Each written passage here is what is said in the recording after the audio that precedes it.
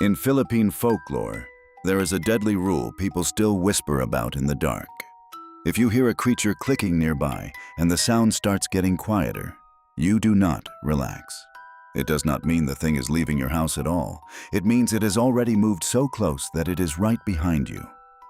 Around 2002, I was 12 years old and always moving between homes because my parents had already separated.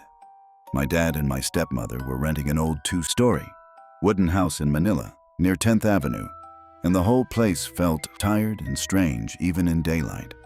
Across the street, there was a huge tree that the neighbors talked about in low voices because they believed something old was living inside it. One noon, my stepmother, who was less than 2 weeks away from giving birth, was asleep on a bunnig in the living room while I watched TV with the sound turned down low. Then a sharp clicking sound broke the silence somewhere inside the house, and after a few seconds, it suddenly stopped. A moment later, I saw a dark shadow move across the wall near the staircase, and I knew someone was upstairs.